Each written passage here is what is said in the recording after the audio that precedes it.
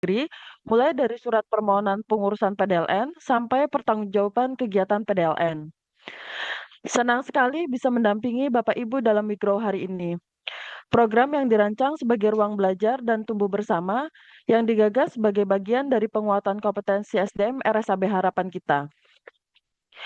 Bapak Ibu yang saya hormati, kepemimpinan seringkali dipahami sebagai kemampuan memimpin orang lain. Namun sesungguhnya, kepemimpinan yang paling mendasar adalah kemampuan untuk memimpin diri sendiri. Personal leadership merupakan fondasi penting dalam membangun karakter, integritas, disiplin, serta kemampuan mengambil keputusan yang tepat dalam kehidupan maupun pekerjaan. Ketika seseorang mampu mengelola dirinya dengan baik, maka ia akan lebih siap menghadapi tantangan, mengelola perubahan, dan memberikan kontribusi terbaik bagi organisasi. Melalui tema personal leadership, leading yourself first, kita akan belajar bagaimana membangun kesadaran diri, mengembangkan tanggung jawab pribadi, serta menumbuhkan kebiasaan positif yang dapat mendukung keberhasilan profesional maupun kesejahteraan diri. Sebelum memasuki sesi materi, izinkan saya membacakan profil singkat narasumber kita hari ini. Narasumber kita adalah Dr. Raden Aditya Kusuma, spesialis obstetri dan ginekologi, subspesialis kedokteran feto maternal, Master of Science. Dr. Adit merupakan dokter spesialis obgyn. Beliau merupakan seorang pakar kedokteran feto maternal yang memiliki latar belakang pendidikan yang sangat kuat, menggabungkan keahlian klinis spesialisasi feto maternal dengan pemahaman mendalam di bidang sains kedokteran. Sebagai seorang konsultan feto maternal, fokus utama beliau adalah memberikan perawatan komprehensif bagi ibu dengan kehamilan risiko tinggi, serta melakukan deteksi dini terhadap kondisi kesehatan janin di dalam kandungan menggunakan teknologi diagnosis terkini. Untuk itu, tanpa berlama-lama lagi, mari kita simak bersamaan paparan inspiratif mengenai pentingnya memimpin diri sendiri sebagai langkah awal menjadi pribadi dan profesional yang lebih baik. Kepada narasumber kita hari ini, Dr. Raden Aditya Kusuma, spesialis obstetri dan ginekologi, subspesialis kedokteran feto maternal, Master of Science. Kami persilahkan untuk menyampaikan materi. Terima kasih Mbak Silva. Ini slide saya sudah terlihat belum ya? Halo Mbak Silva, Sudah ini dong? slide saya sudah terlihat ya? Sudah. Sudah, baiklah. Oke. Bismillahirrahmanirrahim. Assalamualaikum warahmatullahi wabarakatuh. Selamat pagi eh, seluruh jajaran direksi, kemudian juga para staf, para sivitas RSAB Harapan Kita. Ini pagi ini saya ditugaskan untuk berbicara tentang leadership. Sebelum kita bicara bahwa pertama-tama kita eh, memanjatkan puji syukur ya kehadirat Allah gitu ya.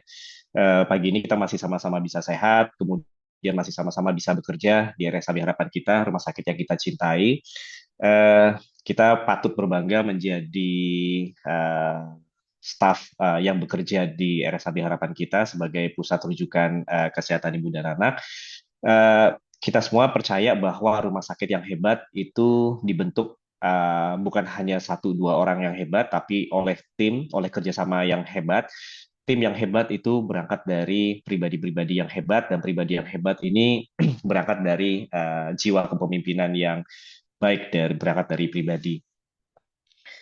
Uh, ini kalau kita bicara, ini ada beberapa yang nanti mungkin perlu saya sampaikan, yaitu sebenarnya apa itu konsep personal leadership, kemudian bagaimana kita perlu mengenali diri sendiri, gitu ya, apa itu kelebihan dan apa itu kekurangan, keterbatasan kita, kemudian apa itu jiwa kepemimpinan yang ada, kemudian 4I nanti saya coba sampaikan bagaimana cara memimpin dari dalam, kemudian bagaimana kita bernegosiasi etika diri, dan kemudian apa yang bisa kita lakukan di RSAB Harapan Kita. Ini saya kutip bahwa leadership ini adalah is about making changes while influencing others and attaining goals. Jadi dalam arti sebelum kita apa ya memimpin orang, menuntut pekerjaan yang baik dari orang, alangkah baiknya ini semua berangkat dari kita sendiri gitu. Jadi kita perlu berangkat dari nilai disiplin, kemudian juga sebelum ke sana kita perlu sekali lagi mengenal diri kita, apa yang bisa dan apa yang tidak bisa kita lakukan. Ini sangat penting ketika kita mencoba merefleksikan diri gitu ya. Sehingga kalau kita sudah bisa selesai dengan diri kita bisa mulai memimpin orang. Pada dasarnya kita semua itu adalah pemimpin gitu ya di muka bumi.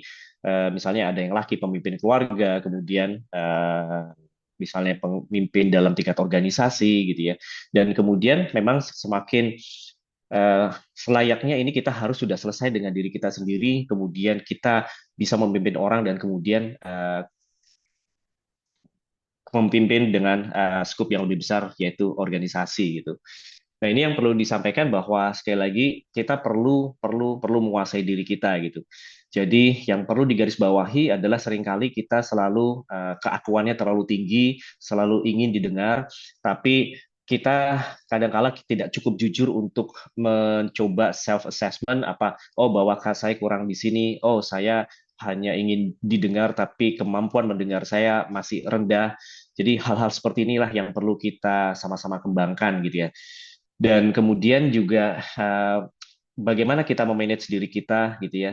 Terus bagaimana kita mengatur emosi, bagaimana kita tetap bisa membuat energi yang ada dalam hal ini katakanlah emosi itu menjadi sesuatu yang sifatnya positif dan kemudian pada dasarnya kita harus terus tumbuh, kita tidak bisa lama-lama di zona nyaman, aman di satu titik untuk waktu yang lama gitu. Kapan kita berhenti belajar? Yaitu ketika kita mati gitu. Dan kemudian ini yang tadi sudah disampaikan bahwa pertama adalah kenapa itu penting karena dengan konsep kita memimpin dari unit terkecil yaitu diri sendiri kemudian sampai dengan organisasi itu diperlukan yang namanya kredibel seseorang itu bisa dipercaya sebagai pemimpin kemudian juga pemimpin itu pada dasarnya semakin di atas badai semakin besar. Tapi kita butuh pemimpin yang memang pemimpin-pemimpin ini perlu kita hormati gitu ya. Uh, Jajaran direksi rumah sakit ataupun misalnya dalam tingkat bahkan tingkat keluarga, siapapun pemimpinnya itu pada dasarnya mereka menanggung tanggung jawab, menanggung badai yang lebih besar dari yang mungkin kadangkala kita tidak sadar. Kadangkala kita terlalu demanding terhadap sesuatu ya, saya ingin ini, saya ingin itu, tapi kadangkala uh, apa itu namanya di tingkat atas itu seringkali juga itu bukan suatu yang mudah juga gitu. Dan kemudian penting adanya ketika kita sudah menjadi bisa menjadi role model untuk uh, komunitas kita gitu ya. Ini ada bagusnya kita terus-terus konsisten ya gitu, istiqomah kita harus terus positif gitu ya. Jadi artinya di saat ini di era yang saat ini makin makin aneh gitu ya di era yang makin aneh itu banyak sekali orang yang merindukan sosok-sosok teladan jadi artinya ketika kita sudah katakanlah kita sudah melakukan sesuatu yang positif itu menjadi tuntutan bagi diri kita sendiri gitu ya bagaimana kita bisa memberikan satu teladan yang baik gitu ya dan kemudian juga menjadi pemimpin itu perlu adanya self awareness artinya keputusan yang lebih objektif gitu. Nah, self awareness ini sendiri ini kan memang ada uh, bagaimana gaya komunikasi, ini juga kita perlu bicara gitu ya. Jadi kita pemimpin yang baik itu kita sifatnya personalize. Jadi kita tidak bisa, oh saya begini cara memimpin saya gitu. Jadi ketika maaf, misalnya kita berbicara dengan misalnya orang yang katakanlah satu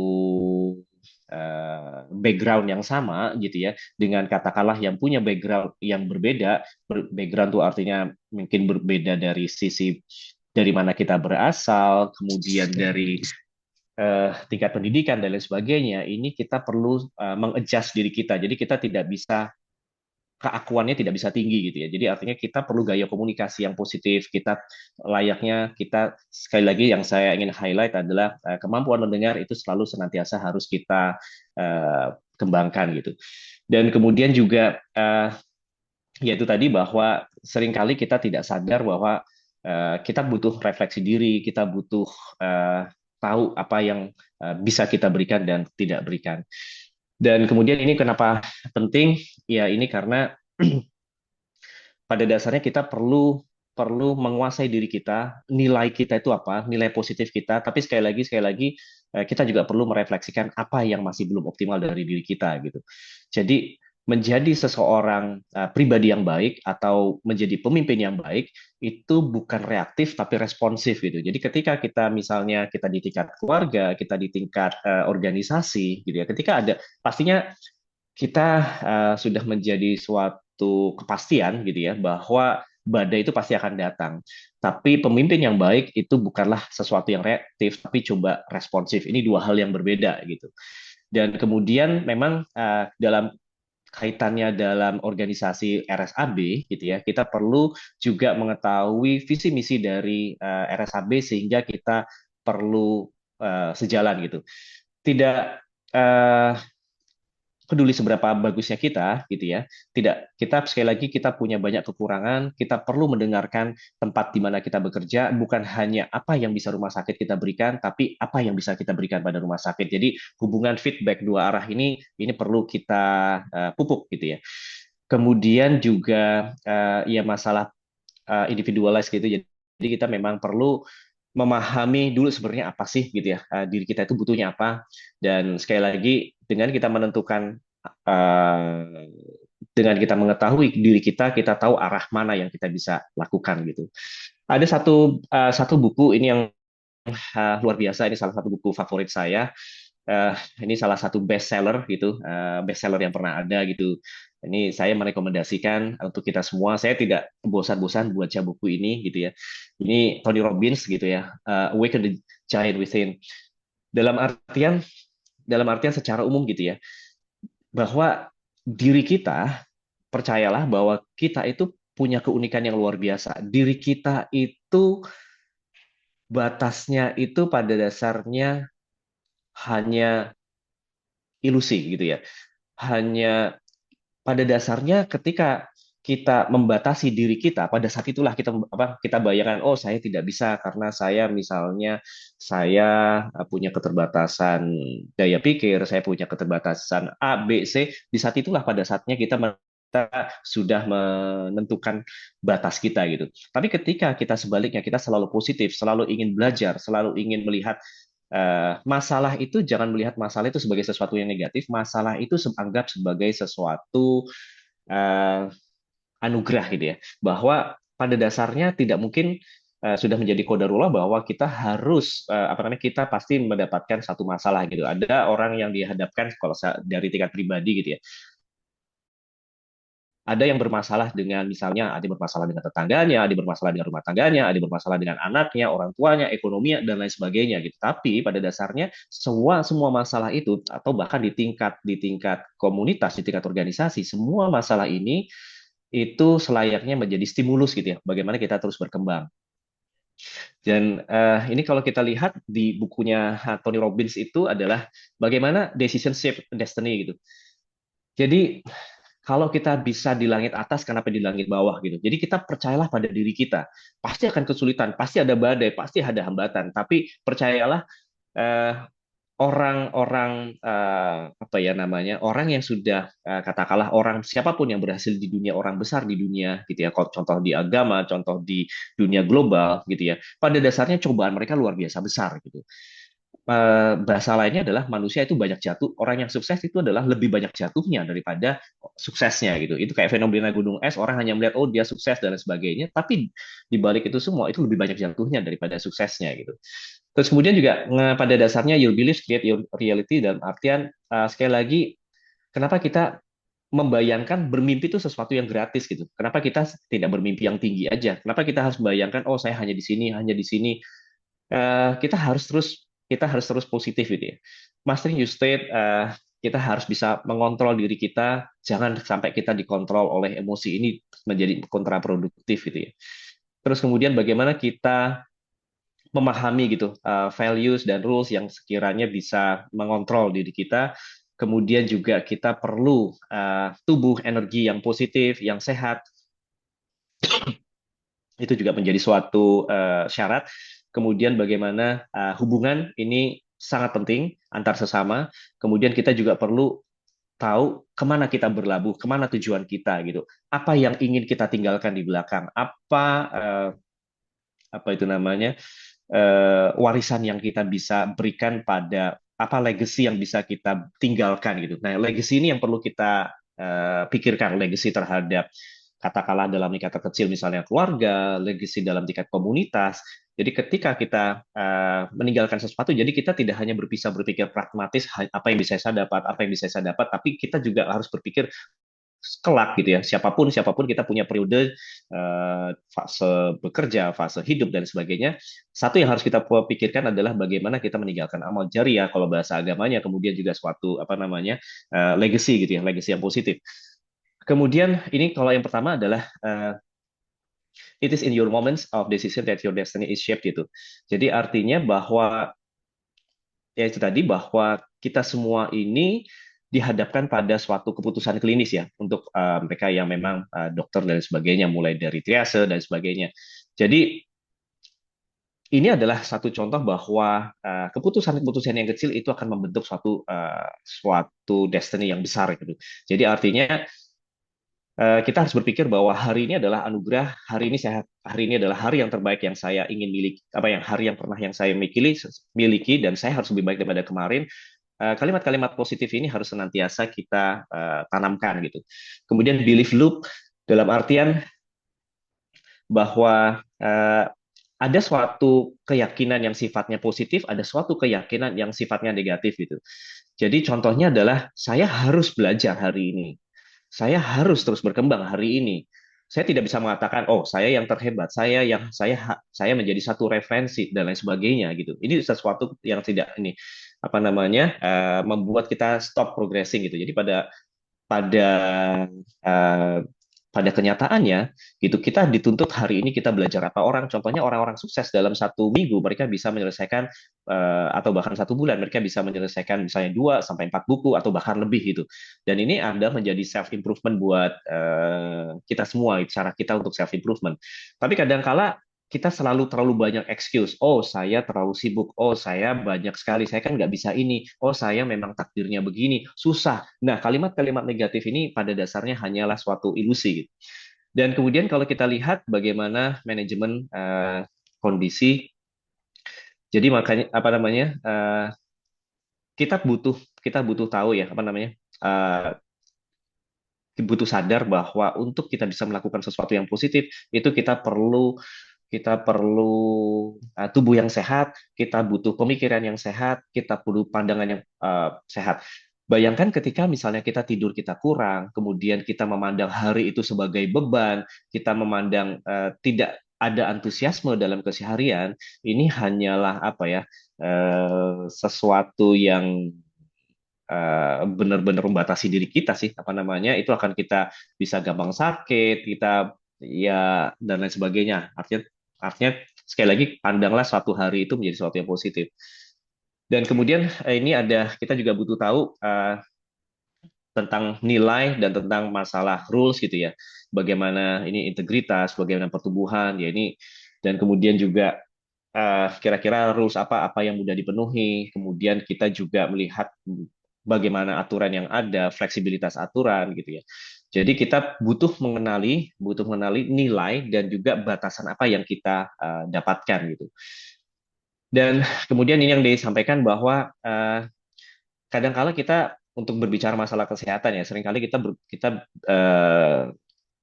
ya contohnya kayak tren saat ini memang banyak positif ya misalnya kayak olahraga dan lain sebagainya gitu ya tapi seringkali kita ya itu tadi punya excuse atau bahkan istilahnya anak sekarang misalnya FOMO kita harus beli outfit yang mahal dulu dan lain sebagainya untuk kemudian berangkat padahal eh,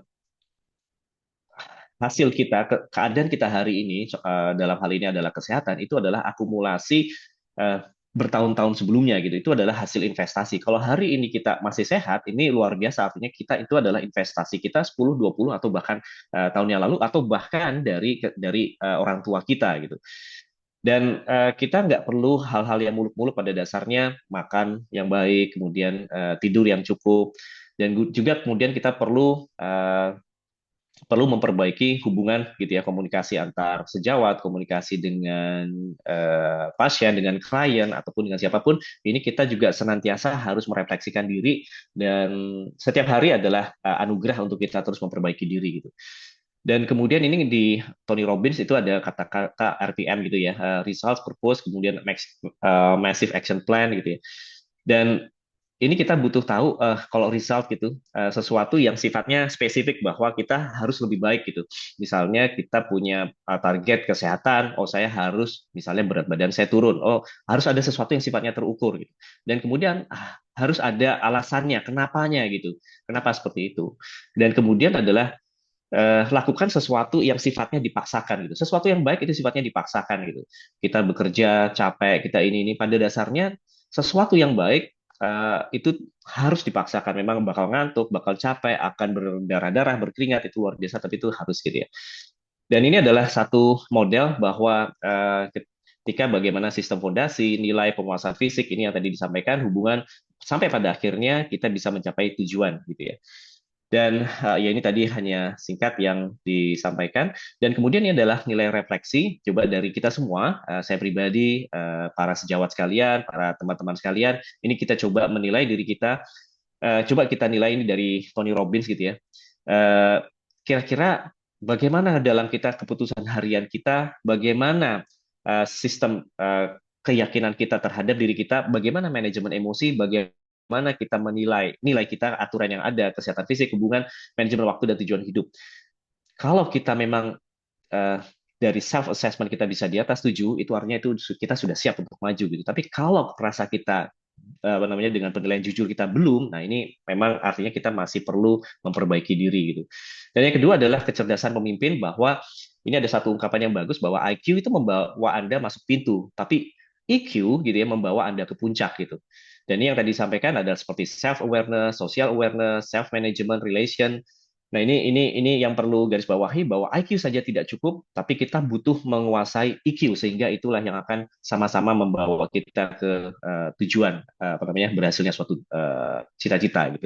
Dan ini adalah kebiasaan pemimpin efektif, adalah yang pertama adalah kita proaktif, bukan sifatnya reaktif. Kemudian kita coba berpikir dengan eh, apa yang ingin kita tuju, kemudian juga utamakan yang sifatnya prioritas, kemudian think win-win dalam hal relasi, pahami sebelum dipahami, gitu ya. Jadi artinya sekali lagi ini coba kita mendengarkan sebelum kita minta didengarkan, dan kita butuh bekerja sama apa yang bisa kita ataupun teman-teman kita, konteksnya dalam tim yang masing-masing kelebihan dan kekurangan masing-masing gitu ya. Nah ini kita kalau dari Eisenhower ini kita penting adanya menunggu prioritas gitu ya, terencana, delegasi.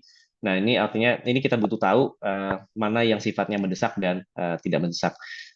Kemudian ini adalah sifat kepemimpinan, sifat pemimpin yang baik ini adalah bisa dua, yaitu transformasional dan entrepreneurial gitu ya.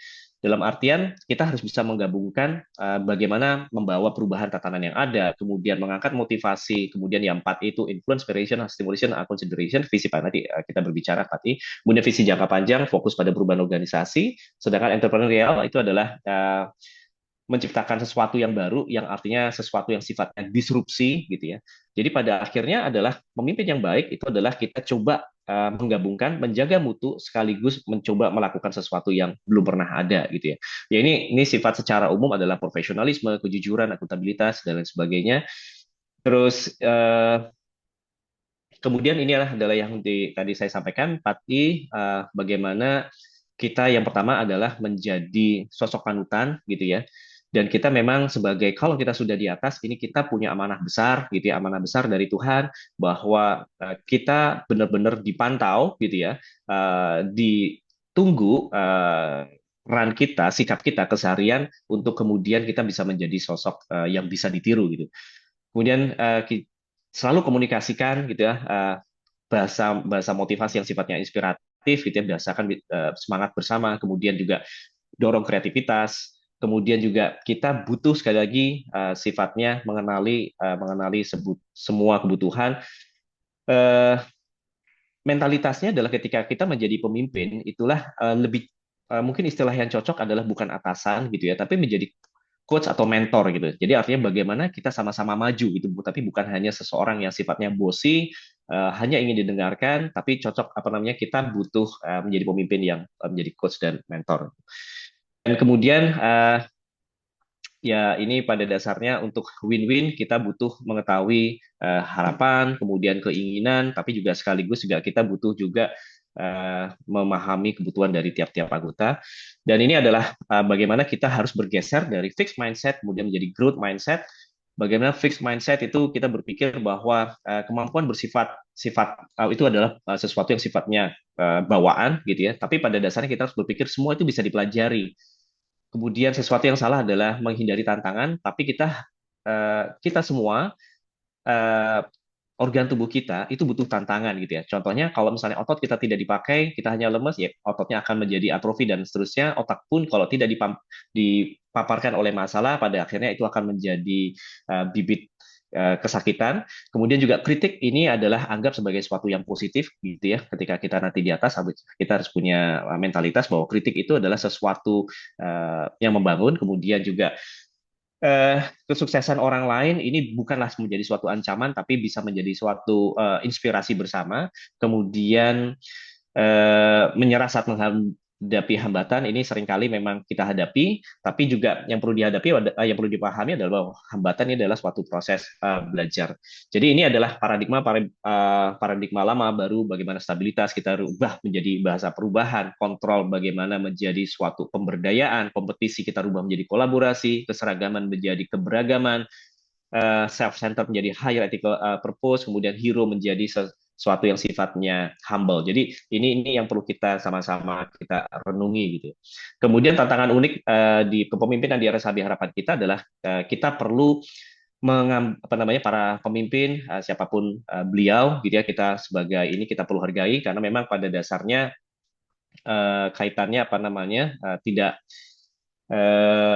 mereka juga pasti memikirkan kepentingan banyak orang gitu ya.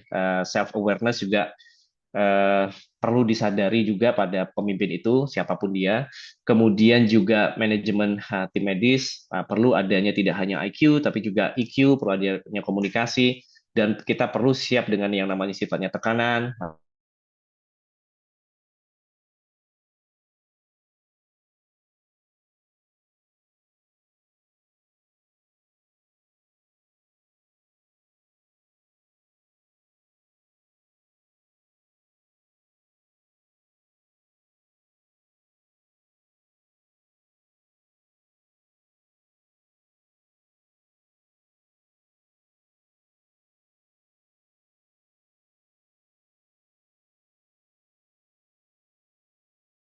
Ini adalah yang saya kutip gitu ya dari Maxwell. Uh, banyak baca buku, banyak yang senang buku agama silahkan, yang banyak baca buku self improvement silahkan. Saya pribadi saya selalu senang untuk membaca buku-buku baru apapun itu bukunya. Terus kemudian ini adalah kutipan dari Tony Robbins bahwa the giant within you is not dormant gitu ya. It is simply waiting for the decision to wake up. Jadi artinya sederhana, sederhana banget tuh badan kita itu adalah anugerah luar biasa. Jangan pernah membatasi potensi diri kita. Jangan pernah membatasi siapapun kita, apapun background kita. Saya percaya kita semua itu hanya cukup percaya terhadap pada diri kita, gitu ya. Terus kemudian yaitu tadi bahwa semua harus dimulai dari pribadi, self awareness dan lain sebagainya. Artinya kita sekali lagi perlu master pada diri kita sendiri. Itu saja. Terima kasih. Mudah-mudahan ada manfaatnya. Lebih kurangnya saya mohon maaf. Terima kasih. Terima kasih kepada Dr. Adit atas pemaparan yang sangat inspiratif dan bermanfaat. Semoga materi yang telah disampaikan dapat memberikan pemahaman baru mengenai pentingnya membangun kepemimpinan dari dalam diri sehingga kita mampu menjadi pribadi yang lebih disiplin, bertanggung jawab, dan terus berkembang dalam setiap peran yang kita jalankan. Selanjutnya, kita memasuki sesi tanya jawab. Bagi Bapak Ibu yang ingin bertanya, dipersilakan menggunakan fitur raise hand atau dengan menuliskan pertanyaan di kolom chat. Mari kita manfaatkan sesi ini untuk berdiskusi dan memperkaya pemahaman kita bersama. Untuk pertanyaan pertama, Dok, dari Mbak Febri, pagi Dokter Adit, gimana ya, Dok, cara tetap memiliki semangat belajar dan berkembang ketika hasil yang diharapkan belum terlihat? Apakah seseorang dapat menjadi pemimpin yang baik bagi tim jika dirinya saja masih sering kesulitan mengelola emosi dan motivasi dirinya sendiri? Terima kasih sebelumnya, Dok. Ya, memang ini benar, ini memang kesulitan ya, memang menjadi kesulitan kita semua ya ketika kita selalu dihadapkan seperti ini. Tapi yang perlu diingat adalah gitu ya, kita itu semua makhluk instan gitu. Kita semuanya suka instan gitu. Jadi artinya kita ingin melakukan pagi hari, kemudian siang harinya sudah ada gitu. Eh, Sesuatu yang sifatnya saya coba lalu ingat gitu ya. Memang itu kadang kita harus ya ada keringat, ada tangisan, ada kesabaran yang tidak jelas hentinya gitu ya. Tapi artinya saya cuma percaya aja, kita percaya aja bahwa eh, sesuatu yang besar itu memang penantiannya juga tidak apa yang namanya tidak sebentar gitu. Jadi artinya sepanjang kita positif, percayalah hasil itu tidak akan mengkhianati usaha kan kurang lebih gitu ya. Itu aja sih.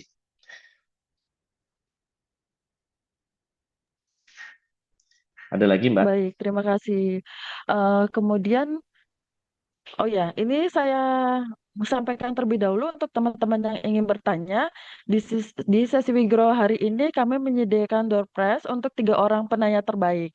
Jadi yang mau bertanya silakan tanya sebanyak-banyaknya mumpung kita ada narasumber yang eh, terbaik di bidangnya. Kemudian, pagi Dokter Adit, izin bertanya dokter, bagaimana menghadapi rasa takut gagal yang sering menghambat pengembangan diri? Yang perlu dipahami adalah takut itu adalah sesuatu bagian kita gitu. Tapi tapi jangan menjadi apa namanya takut itu siapapun takut gitu ya. Saya apa namanya siapapun siapapun itu siapapun orang ya itu pasti ada rasa ketakutan. Waduh saya tidak yakin saya bisa gini, saya tidak yakin ini saya mampu melaksanakan tugas ini kayaknya terlalu berat ini. Waduh ini benar-benar saya udah uh, overburden buat saya gitu ya.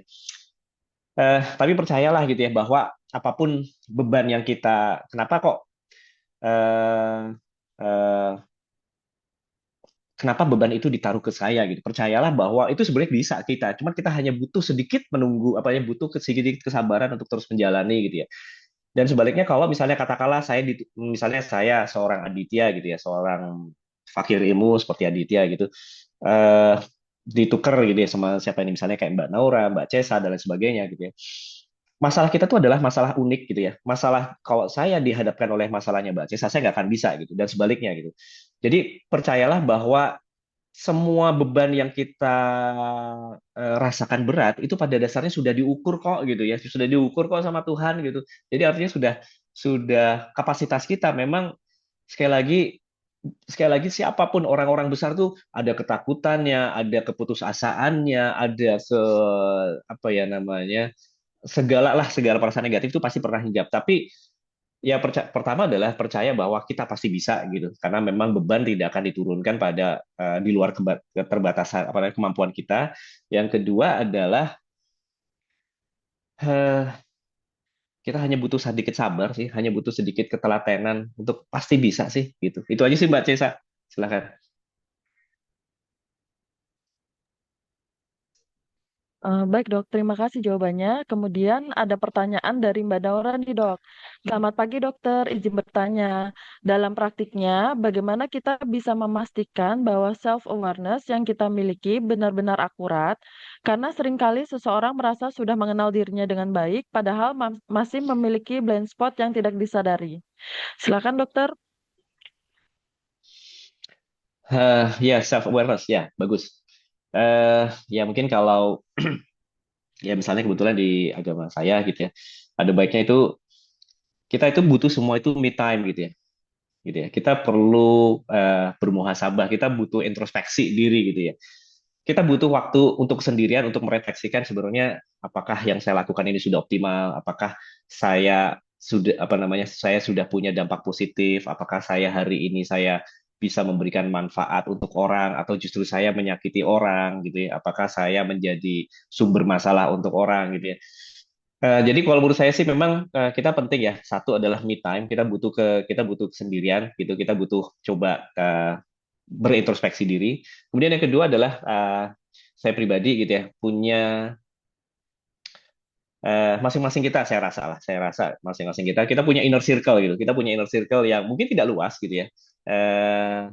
Yang ada baiknya ya kita adalah orang-orang yang senantiasa mengingatkan kita gitu. Nah, itu adalah kalau kita punya teman-teman yang luar biasa gitu ya, punya sahabat yang luar biasa. Misalnya, Dit lo jangan gitu dong, lo jangan gini-gini. Itu adalah kita perlu teman-teman seperti itu. Itu adalah anugerah gitu. Jadi kita tidak merasa diri kita itu selalu benar gitu. Ya itu sih. Jadi artinya tidak peduli seberapa hebatnya kita di hari ini gitu ya. Tapi kita itu manusia yang sangat luput bisa dengan salah gitu ya, sangat eh, jadi bukan berarti kalau sekarang hari ini kita luar biasa, kita itu besok belum tentu kita bisa luar biasa gitu. Bisa sebalik-baliknya gitu. Jadi artinya sangat perlu eh, kita terus mengevaluasi diri kita. Yang kedua adalah butuh inner circle yang mengingatkan kita. Kita tidak butuh dalam tanda kutip ya, tidak perlu yang besar gitu ya, tapi butuh inner circle yang positif, yang orang-orang yang senantiasa mengingatkan kita. Terima kasih. Baik, semoga terjawab ya Mbak Naura. Kemudian selanjutnya Dok, dari Mbak Cesa. Selamat pagi Dok, izin bertanya, bagaimana cara membedakan antara kelelahan yang normal dengan tanda bahwa seseorang mulai kehilangan arah dalam memimpin dirinya sendiri? Terima kasih Dok.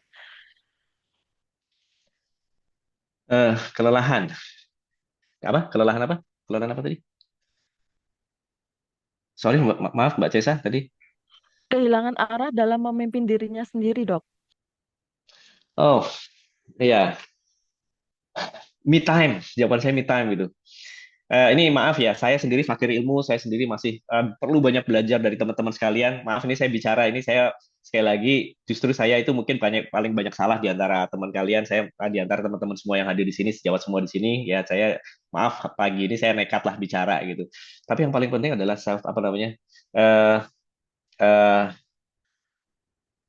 kita butuh me time gitu. Kita butuh misalnya katakanlah kita punya pasangan gitu ya, kita punya suami, kita punya istri, atau kita punya teman-teman yang luar biasa baik. Kita butuh itu gitu loh.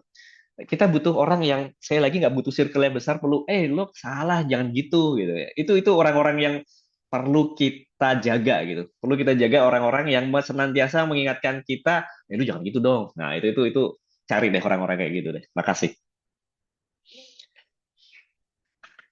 Baik, terima kasih Dok jawabannya. Kemudian selanjutnya dari Pak Wawan. Assalamualaikum, selamat pagi Dok. Izin bertanya, tantangan terbesar apa yang pernah dokter hadapi dalam memimpin diri sendiri? Terima kasih Dok. Nanti ini kita bicara sendiri Pak Wawan nih. Ya, pasti pasti Pak Wawan mungkin ya masalah kita unik Pak Wawan gitu. Apa namanya? Kita punya keunikan masing-masing. Apa ya keunikan? Ya masing-masing yaitu tadi aduh, curhat nanti enggak lah. Semua gitu ya. Eh yaitu tadi kita tuh pasti ada cobaan gitu ya. Misalnya cobaan dengan lingkungan kerja, cobaan sama tetangga, cobaan sama misalnya keluarga, cobaan sama misalnya mertua, cobaan sama ekonomi, cobaan sama apalagi ya finansial atau apa ya, apapun lah gitu ya. Pada dasarnya tinggal milih aja deh gitu. Kan kita semua masalah manusia itu hanya cerita berulang, betul nggak sih sama manusia-manusia terdahulu gitu. Jadi tinggal pilih aja dari A sampai Z pilihan, ya pilihan saya ada situ dapat gitu. Atau mungkin semuanya gitu. Jadi artinya kita semua kalau misalnya orang hebat, cobanya mungkin A sampai Z gitu. Tapi kalau misalnya orang yang katakanlah belum selesai dengan dirinya gitu ya, apa namanya, yang akhirnya dia menjadi toksik sama komunitasnya gitu. Ya biasanya masalahnya sih sebenarnya nggak besar-besar sendiri gitu. Dia cuma punya masalah A, misalnya katakanlah masalah apa ya, apapun lah gitu ya. Nggak selesai. Ketika masalahnya nggak selesai, sebenarnya masalah ibaratnya itu sama Tuhan dikasih masalah cuma A. Dia nggak selesai dengan A. Dia bikin masalah tuh biasanya di komunitasnya. Ya itulah jadi orang yang toksik gitu kan. Jadi semakin orang besar itu adalah orang yang cobaannya A sampai Z gitu. Jadi ya memang itu kalau kita pahami bersama ya apa pohon di atas lebih tinggi. Ya, memang analoginya gitu kali ya. Jadi kalau ditanya cobaan saya apa, cobaan saya A sampai Z, Pak. Makasih, Pak. Baik, terima kasih dokter untuk jawabannya. Semoga terjawab ya Pak Wawan. Selanjutnya dok, ini ada yang raise hand dari Bu Dina Warasati. Silakan Bu Dina. Baik dok, Assalamualaikum warahmatullahi wabarakatuh. Mohon izin bertanya dok. Kalau Ya, Bu. menurut Waalaikumsalam warahmatullahi wabarakatuh. kalau menurut dokter Adit sendiri, kira-kira pemimpin yang sukses itu yang seperti apa gambarannya dok? Itu aja mungkin pertanyaan saya ya dok. Makasih. Pada dasarnya semua definisi pemimpin itu mungkin saya sudah tahu apa namanya kita tadi sudah paparkan ya pemimpin yang bisa membawa inilah bisa menyejahterakan lah itu semua itu tapi yang semua saya highlight adalah pemimpin yang baik adalah pemimpin yang menghasilkan pemimpin yang lainnya gitu loh. Selain yang normatif ya selain normatif oh pemimpinnya bisa mengayomi pemimpin yang bisa apapun gitu tapi yang ingin saya highlight dari jawaban pertanyaan ini adalah pemimpin yang baik adalah pemimpin yang bukan menghasilkan follower, tapi pemimpin yang baik adalah pemimpin yang bisa menghasilkan pemimpin lainnya. Itulah. Jadi kurang lebih kan mari kita ketemu di puncak kan kata-kata orang hebat begitu. Makasih. Makasih dok. Makasih Bu. Baik, terima kasih Bu Dina untuk pertanyaannya. Selanjutnya dok dari Arini. Pagi dokter Adit izin bertanya. Kita tidak bisa mengendalikan situasi yang terjadi di depan. Apa yang sebaiknya kita lakukan agar kita tetap bisa bertindak dan berpikir jernih menghadapi situasi tersebut? Terima kasih. Silakan dokter.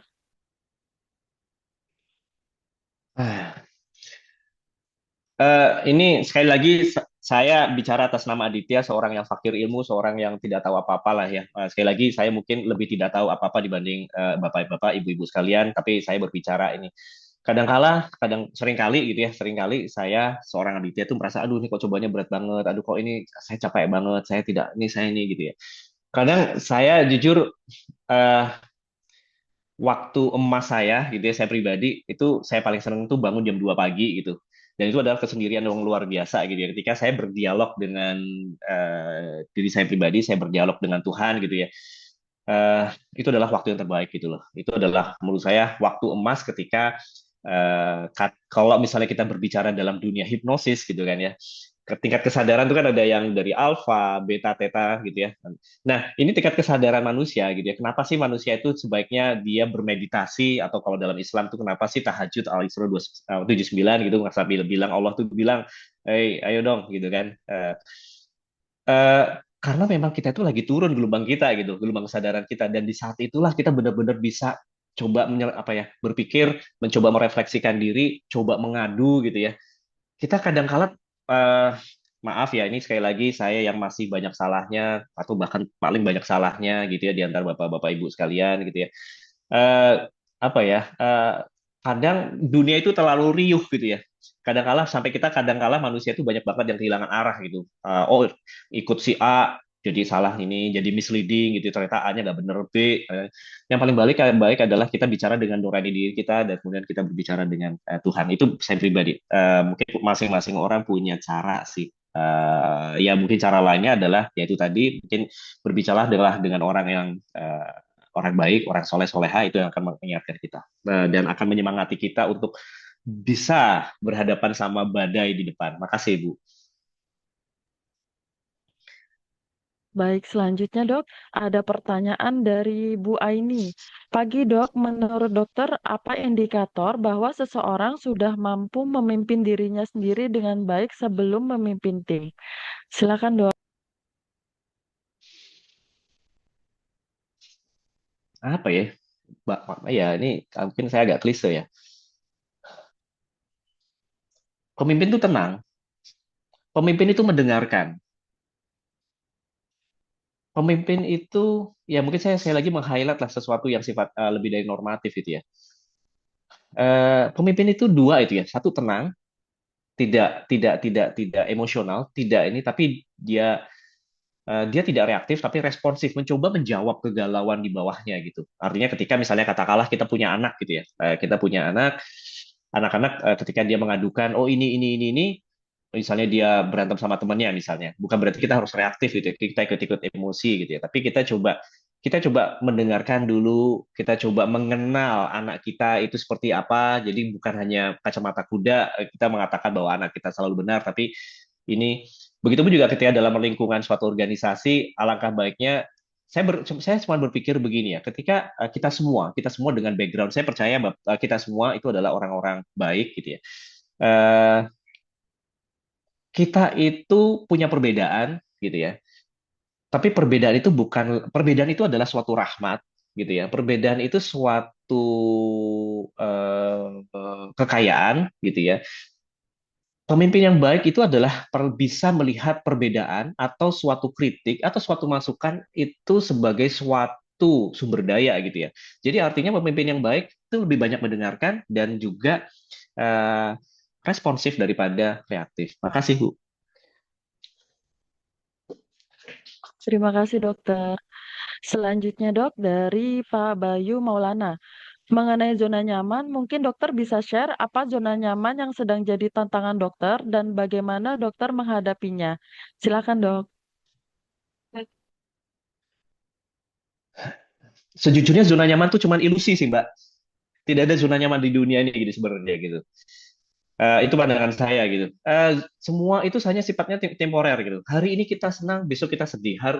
Hari ini kita penuh pengharapan, besok kita penuh dengan kekhawatiran gitu. Jadi maaf saya mencoba sesuatu yang sifatnya out of the box gitu ya. Eh, Zona nyaman itu pada dasarnya itu hanya jebakan sih gitu. Ketika kita menikmati terlalu zona nyaman, aduh, misalnya gue lebih suka gini nih, gue lebih suka di satu tempat, hanya lingkungan gue gini-gini aja. Saya hanya, misalnya saya pribadi, oh saya merasa sudah ini gitu ya. Saya merasa sudah cukup gitu ya. Itu adalah jebakan yang luar biasa.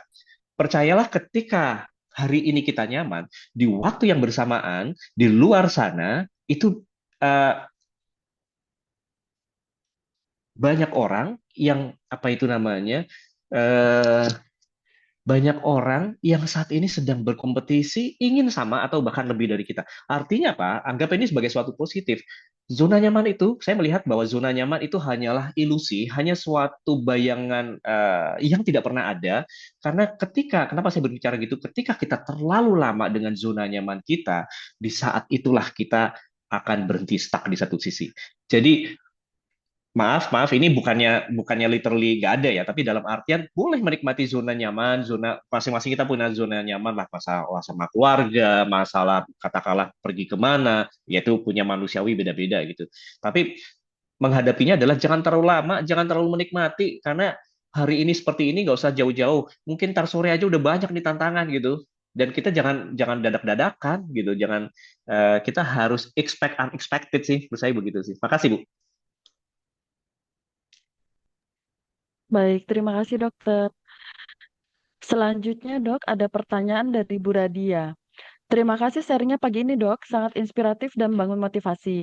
Izin bertanya dok, berkaitan dengan inner circle yang tadi dokter sampaikan, bagaimana cara membangun inner circle sebagai fondasi penguatan personal leadership? Silakan dok. Ya kalau pada dasarnya kan kita berbicara begini, apa namanya 1.000 teman itu eh, terlalu dikit buat saya gitu ya. Satu musuh itu terlalu banyak gitu ya. Pada dasarnya jangan salah pahamkan bahwa teman itu kita sebanyak-banyaknya. Tapi kalau katakanlah inner circle sahabat itu kita pada dasarnya nggak perlu banyak gitu kan. Itu mohon jangan disalah pahami gitu. Bagaimana cara memilihnya? Bagaimana cara memilihnya eh, adalah orang yang berani berbicara gitu. Jadi bukan eh, cuman apa ya, sama apa istilahnya, hanya ya, hanya sebagai ya hanya hanya ngikutin dia ya, lo yo gue setuju sama lo, gue setuju sama lo bener deh, lo bener. Tapi adalah orang yang berani mengatakan, bos, lo salah deh gitu. Tapi artinya ketika orang yang mau mengingatkan ketika kita salah, orang yang mau mengingatkan kita tidak terlampau euforia ketika kita mencapai sesuatu gitu. Jadi artinya dia ada di sama kayak orang tua ya, ketika kita jadi orang tua yang baik, ketika kita ada anak kita yang jatuh, kita pasti akan memberikan semangat. Ketika anak kita memiliki prestasi, kita juga selalu mengingatkan, jangan kelamaan, jangan terlalu senang, besok ada tantangan baru lagi gitu aja sih. Jadi artinya teman yang senantiasa, ya itu yes man. Makasih Dokter Yani. Ya jadi orang yes man hanya orang yang ya udah, ya lu bener nih, lu bener, tapi artinya orang yang senantiasa mengingatkan kita gitu kan. Itulah itu harganya mahal. Kalau kita punya teman seperti itu, wah jangan pernah dilepas deh teman-teman begitu deh. Makasih Bu. Makasih Dokter Yani. Baik, terima kasih dok. Semoga menjawab pertanyaannya Bu Radia ya Bu. Selanjutnya dok, ini dari saya pribadi dok, saya ingin bertanya. Tadi kan dokter bilang sebelum memimpin orang lain, kita harus memimpin diri sendiri yang salah satunya yaitu kesadaran diri tentang kekuatan dan kelemahan kita ya dok. Ketika saya pribadi nih dok, saya merasa saya itu introvert. Malu kalau diminta berbicara di depan banyak orang nih dok. Saya juga kadang merasa takut dan nggak pintar berimprovisasi. Antara tuntutan dan kemampuan, mana yang harus dihadapi ya dok? Karena mungkin orang lain menganggap bahwa kamu bisa loh, kamu punya bakat loh, tapi menurut kita itu bukan passion kita. Kita beneran merasa susah kalau harus berbicara di depan banyak orang. Menurut dokter, bagaimana dok agar saya bisa meyakinkan diri kalau saya itu memang benar bisa seperti yang orang orang lain bilang? Silakan dok. Eh, Sekali lagi kita semua itu punya apa ya? Punya gifted talents ya, apapun gitu.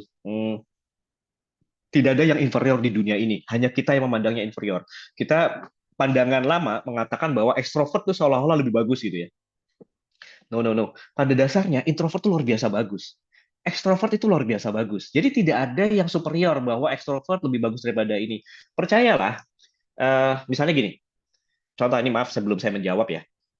Apakah anak yang terlahir sebagai orang kaya itu selalu lebih bagus daripada orang yang biasa? Jawabannya enggak, karena bisa jadi dia malah terbuai dan dia malah ya banyaklah orang yang terbuai dan nggak mau belajar gitu. Sebaliknya orangnya ini dia pengen memperbaiki dan lain sebagainya. Gitu.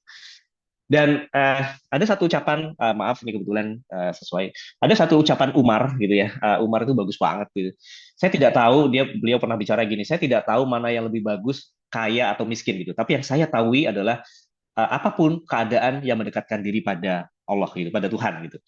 Begitupun juga introvert dan extrovert, sebenarnya kita hanya cukup menjadi diri kita sendiri gitu. Kita tidak perlu menjadi, aduh gimana dong caranya saya biar ekstrovert. Aduh, sekali lagi banyak orang besar gitu ya. Contoh yang pada dasarnya dia introvert gitu. Kita pada dasarnya ketika kita tidak menjadi diri kita sendiri, hati-hati. Itu bukan berarti misalnya introvert menjadi ekstrovert. Di satu sisi keterkesan adalah baik gitu, tapi di lain sisi itu bisa-bisa menjadi suboptimal gitu loh. Kita tidak perlu menjadi orang lain gitu. Kita tidak akan, misalnya ada orang yang ekstrovert, kita tidak akan bisa lebih bagus daripada orang ekstrovert. Tapi percayalah, orang ekstrovert tidak akan lebih bagus daripada orang yang introvert. Jadi masing-masing itu punya kekayaan. Sekali lagi perbedaan itu kekayaan. Apapun yang kita miliki, itu adalah kekayaan. Sekarang pertanyaannya mungkin saya rubah, bagaimana mengoptimalkan introvert, gitu kan? Nah itu akan lebih less effort daripada kalau kita harus mengubah jadi kepribadian. Wah itu susah banget gitu. Dan kita nggak akan pernah bisa jadi master. Kita akan bisa jadi master diri kita sendiri ketika kita tahu kekurangan kita. Oke, introvert itu apa sih? Positifnya ini, kekurangannya ini. Kalau misalnya katakanlah saya ini, berarti saya harus bisa katakanlah menjadi apa ya, misalnya jadi MC atau apapun gitu ya. Saya harus punya cara sendiri gitu ya untuk bagaimana saya bisa meng-attract orang gitu. Itu sih Mbak. Jadi artinya temukan dengan introvert tidak harus jadi ekstrovert, tapi kita harus tahu introvert itu apa, positifnya apa, ekstrovert apa, kekurangannya apa. Dari kita bisa menggali itu, kita bisa optimal. Makasih Mbak. Baik, terima kasih banyak dok untuk jawabannya. Hmm, baik, karena keterbatasan waktu, pertanyaan cukup sampai di sini. Eh, untuk tiga orang penanya terbaik, yang pertama ada Mbak Febri dari SDM, kemudian yang kedua ada Bu Aini, dan yang ketiga ada Bayu Maulana. Untuk door prize bisa diambil di tim kerja Diklat hari ini. Terima kasih. Untuk Dokter Adit, boleh menyampaikan closing statement untuk Wigro hari ini ya, Dok?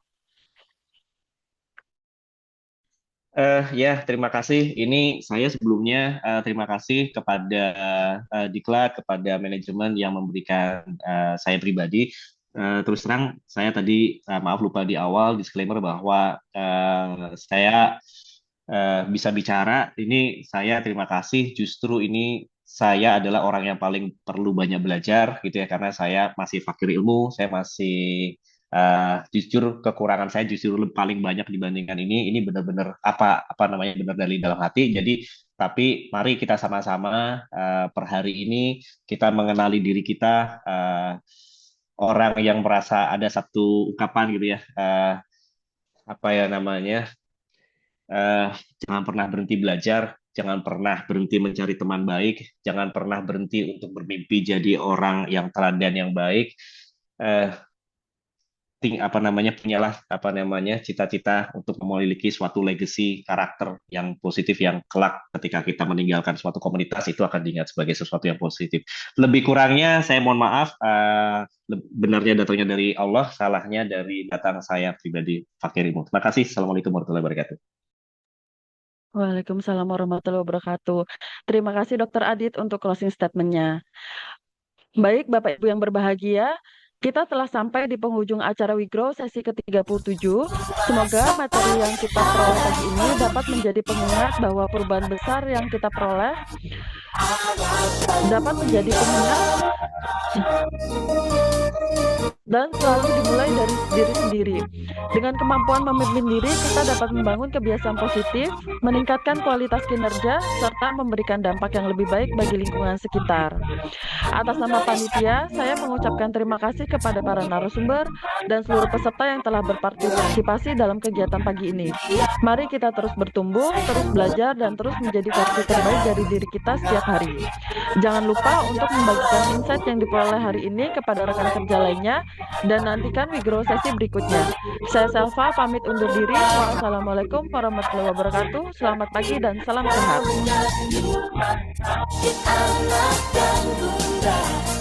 Harapan kita melayani